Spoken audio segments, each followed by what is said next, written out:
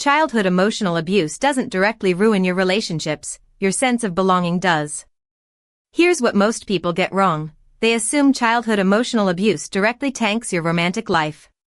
But new research from personality and individual differences found something different.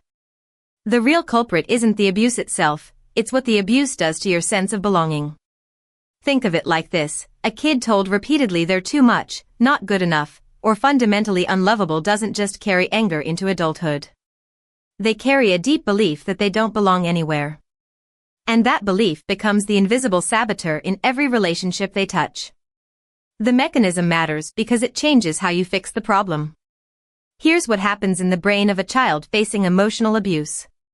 When a parent consistently criticizes, dismisses, or invalidates a child's feelings, that child's developing neural pathways start linking social connection to danger and rejection. It's not a conscious thought, it's deeper than that. The brain is literally rewiring itself based on repeated patterns. A child told they're too sensitive, too much, or fundamentally broken begins to interpret every social interaction through that lens. When a friend doesn't text back, it confirms unworthiness. When a teacher gives constructive feedback, it feels like proof of inadequacy. The abuse teaches the child to internalize rejection as a personal truth rather than a circumstance. This is critical. They don't just think rejection happened to them, they believe rejection is who they are. Years later, this shows up as a pervasive sense that belonging is for other people. Not because they lack social skills or can't communicate, but because deep down, they've internalized the abuser's message that they were never meant to fit in anywhere. The belonging gap isn't about capability, it's about identity.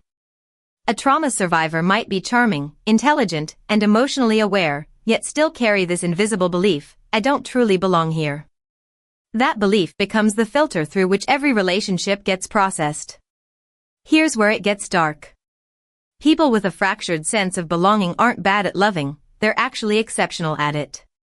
The problem is they're trying to love someone while simultaneously proving they don't deserve to be loved back. So they create what psychologists call a self-fulfilling prophecy. Their partner might offer genuine closeness, genuine commitment, and the response is subtle sabotage. They pick fights over nothing. They withdraw emotionally right when things feel safe. They interpret neutral comments as rejection. Why? Because unconsciously, they're testing whether their partner will eventually leave, because in their mind, everyone does. They're not doing this consciously. They're not sitting there planning betrayal. They're operating from a wound that says you don't belong here, so they engineer situations that confirm it. A partner says I love you, and instead of receiving it, they think about how disappointed that person will be once they really know them. So they pull away first. They create distance. They make it easier for the inevitable abandonment to happen on their terms. It's a way of maintaining control over the rejection they believe is coming anyway.